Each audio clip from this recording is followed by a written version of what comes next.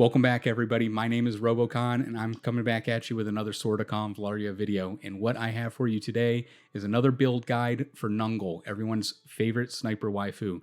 And what we're going to be doing is just taking a look at her kit, what she offers, and see if you might want to pull her in the upcoming banner that's going to drop August 9th. She will be on a Destined banner alongside Garcia. I'll be taking a look at Garcia in a later video, probably tomorrow, so that I can discuss her kit as well, because I do have her too. Before I go any further, please like and subscribe to my channel here. It would help me out immensely. And if you have any questions, leave them in the comments below. I will get back to you about that. So moving on to Nungal's kit, let's look at her attributes. A few things to take note of. Her HP is pretty low, and her physical defense is pretty low. She doesn't want to be getting plinked in the backfield, even though she wants to sit in the backfield and play a sniper role. That's why she has this big sniper crossbow, right? She has decent magical defense. So if magic gets to her in the backfield, it's not that big of a deal. She also has a really low speed, which means she's acting almost dead last in the initiative order. Inanna is below her, which is a benefit because Inanna's the lowest in the game. But just be aware if you're trying to set up any sort of combos, Nungal's going later. The fact that Inanna's below her is fantastic, and we'll discuss that later on in her kit. So taking a look at her trait, what does it do for her? Well, firstly, it changes her physical damage into magical damage. So keep aware of that if you're running into tower mutations that make things immune to physical or magical damage, right? Because she's going to be dealing magical damage. Now, for each tile between her and the target, damage increases by 3% up to 30%. So you'll need 11 tiles between her and the target to get that full 30% damage increase. That's a lot of tiles. Now, the tile adjacent to her counts as 0, which means when you start counting tiles, it is 0, 1, 2, 3, 4, etc., all the way out to 11 to get that 30%. Now, here's the part of the kit that synergizes with that. If Nungal does not move before attacking, it increases the maximum range by 1 tile. So she wants to sit in the backfield, getting a highland advantage, sniping people, without getting harassed by counter snipers, as it were. Let's take a look at her stars here to see what she offers us. Again, the 3-star is usually where we get a good breakpoint for the effect. And here she has a really great one. She gets 15% critical damage just baked into her kit. She doesn't have to do anything for it. It's just there. Her damage also at that point increases by 4% up to 40%. So this is a great breakpoint to work for if you're doing memory shards, especially if you're getting 3 a day. It's going to take you like 17 days to get her to 3-star. But if she is a character you love and you are using, then that 17 days is well spent to get 15 extra % crit in her kit. All right, taking a look at her skills, she comes with a pretty Billy Bob basic skill here. Out the gate, she comes with powerful shot, does physical damage. Single target attack deals 130% damage. When the target is healthy, attack increases by an additional 15%. Not damage, her attack. So that doesn't really equate to a 30% damage increase. I don't know what that's going to math out to, but just be aware of that. It's an okay skill. If she's standing still, it goes out to 4 range, but we're really not going to be using that. We're going to get rid of it as soon as possible. So let's take a look at her skills we get from the rank trees. Now, rank 1, we get access to 2 skills. The first one's Full Draw. It's a support skill that you only have to use once, and it's going to tack on 30% damage to your basic attack. Her basic attack out the gate is just a standard, does 100% physical damage. So now it's doing 130% physical damage. Remember, that converts to magic damage as well. And at the end of the turn, energy is not recovered. This isn't a buff. For the rest of that game, that map, she has a 30% basic attack damage increase. It's pretty good, but I really think the other one is better, and that's what I'm going to be going with. So we have Daharana. It's a passive. At the start of the turn, if there are no enemies within a 2-tile radius of the character, gains crit 2 for 1 turn. Now, I talked about that 3-star breakpoint where she gets 15% crit. Well, this passive, if there's no one within 2 tiles, which there shouldn't be, she should be in the back sniping, then she gets 30% more crit. Now we're at 45% crit. That's a lot of crit coming into this character just at rank 1 with a 3-star, right? Let's see what we get at rank 3. This is where we get her skill with the cool animation. It's like it takes her a turn to set it up, but she has this crosshair that goes around on the screen. Then when it shoots off, it has another animation. So let's take a look at it. Deadly aim, single target attack. Nungal prepares for 1 turn, just like Barrel, if you know what Barrel does with Meteor Storm. She has to do this and then wait for the round to come back around to her to fire this off. So single target attack, Nungal prepares for 1 turn and then deals 160% damage to the enemy, which ignores block, which is big. So, we don't have to worry about a lot of damage reduction.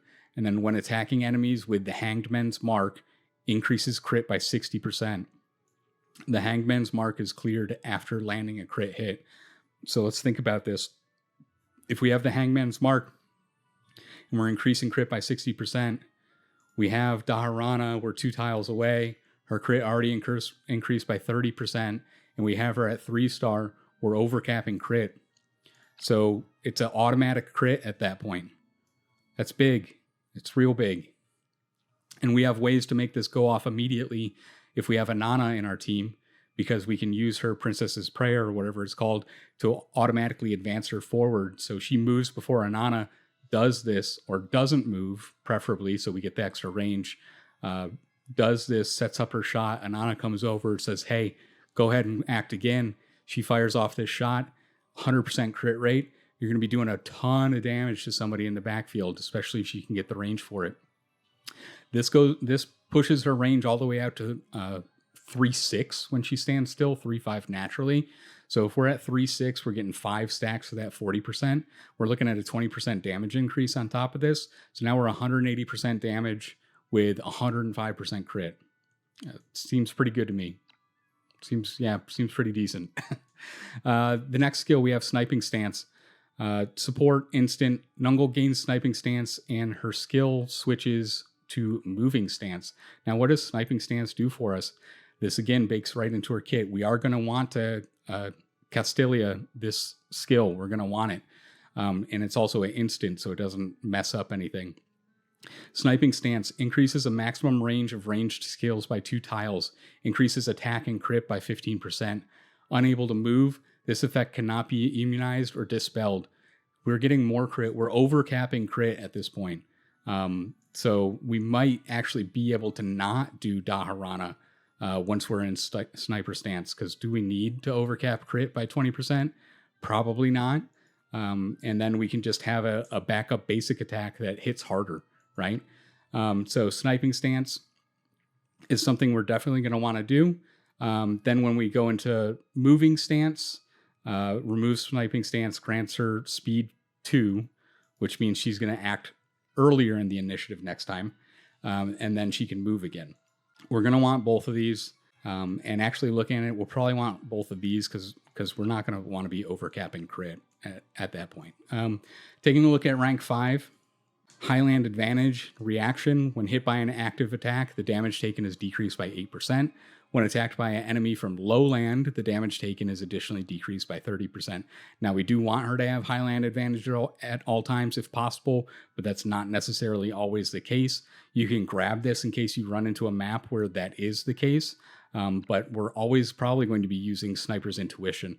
This reaction here decreases the ranged damage taken by 20%, and at the start of the turn, if the character is within the enemy's threat range, gains move 2 for 1 turn. That means you can turn on the threat range indicator on the movement, and the tiles turn to like a purple. If she's in that purple threat range, then she gets move 2, which lets her move 2 additional tiles and reposition. That's big. If you have March Order up or March Command going, the tactic at the same time, now she has 4 additional tiles she can move to reposition. So she can really put the space in between her and an enemy. Let's look at rank 7. Shattering Arrow, it's a passive. Basic attack now ignores 40% of the target's defense. I mean, that's big. That plays into the fact that we're not always going to be doing Deadly Aim, especially since it has a 2-turn cooldown and it costs 4 energy. We're going to want to rely on her basic attacks at some point. So since we can get to a point where we're easily overcapping crit and we don't have to take Daharana, we can take full draw and have basic attacks that are doing really good damage at a really good range, ignoring defense with a really high crit rate. Taking a look at the other skill here at rank 7, Sense of Purpose. passive when attacking enemies who have the Hangman's Mark. We'll talk about Hangman's Mark and how to get it. All the mark does is give her additional benefits. The mark itself doesn't apply any sort of buff or debuff to the enemy. But when attacking enemies who have the Hangman's Mark, increases crit by 30% and crit damage by 30%. Additionally, recovers 1 energy when landing a crit. As we can see, it's very easy for her to land crits. And this increases crit damage. We're already overcapping crit when we're doing certain things like going into sniper stance. Have her at 3-star, going into sniper stance, and then using deadly aim. We already have 105% crit. We don't really need this. What this will do is we don't need sniper stance anymore. But I would prefer to have the basic attack ignoring 40% target defense, because we're going to still be basic attacking. You're not just going to be doing one big shot over and over and over again because of the cooldown. Looking at rank 9, this is where our basic attacks change. So we have a basic attack, Fatal Attack, deals 100% physical damage and increases crit damage by 15%. So let's think about this now. Now we have a basic attack that is, if she stands still, range 4, that deals 130% physical damage, increases the crit damage by 15%. It's pretty good. Her basic attacks get pretty chunky. Looking at the marking bullet, this is what we're probably going to be using because this is how you apply Hangman's Mark. So we're going to want to do this. But basic attack, single target attack, Nungal deals 85% physical damage and inflicts move 1 down and the Hangman's Mark for 2 turns. Now, I love the idea of her being a plinking, auto-attacking queen from the backfield, which she can certainly do. But I also love the fact that she can be, headshotting dudes with a massive attack every 2 turns from deadly aim. And you're going to want Marking Bullet to do that.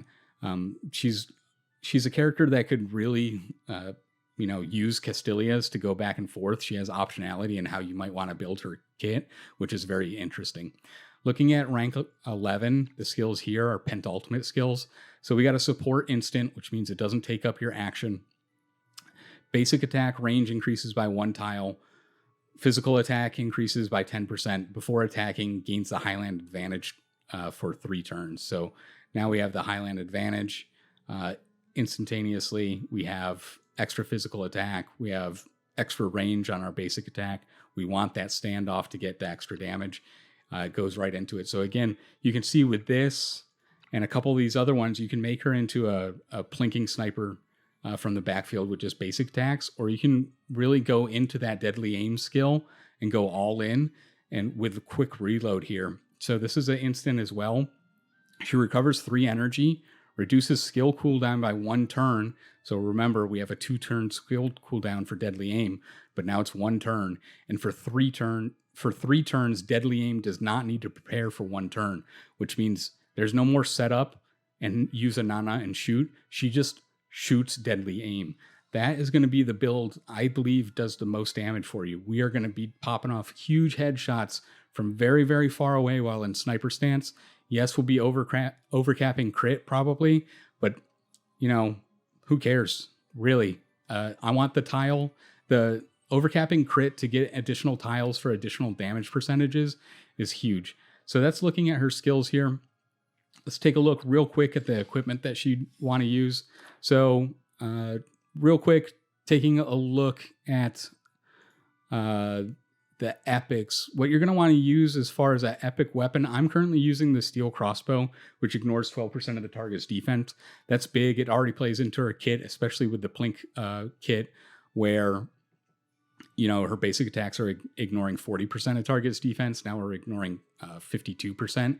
So this would be great if you're going to go that route. If you're going to be going her big shot route, use this Star Raid crossbow. So you can see increases crit by 6%. This is at 1 star. If a single target active attack deals crit damage, there's a 50% chance to additionally deal 20% P attack as piercing damage to the target. She has a really big P attack pool, and that's why it's really cool that her magical damage she does is from converted physical damage, because she can really benefit from using this. This is pretty much tailor-made for her. Let's take a look at her other equipment she'd want to be using. So her trinket, we have the true lens. Everyone gets a true lens. I think it's Memento level 8 once you complete it. So you should at least have one of these at 1 star. Increases P attack by 1% at 1 star, 5% at 5. When attacking from Highland, crit increases by 12%. So again, now we're starting to overcap crit. She's going to take some balancing if you don't want to do that, but it is what it is. This is really good, and the P attack increase just feeds back into the Star Raid crossbow as well. There is another piece of equipment you can use for her. I don't have it. It's like the piercing gauntlets. No, never mind. That's for Garcia, but this is her best in slot, True Lens. Just go for that. Looking at her gear, you can use Verdict of Justice if you want 15% crit, but we're probably overcapping crit, right? So this might not be the way to go. So the suggestion is actually to do Majesty of the Emperor. Damage increases by 10% when attacking healthy enemies. So this is going to let her one-tap mooks in the backfield when she's fully built. Now we have that deadly aim just blowing people's heads off at like 8 tiles away for, I don't know, what is it? Like 200% damage with 100% crit.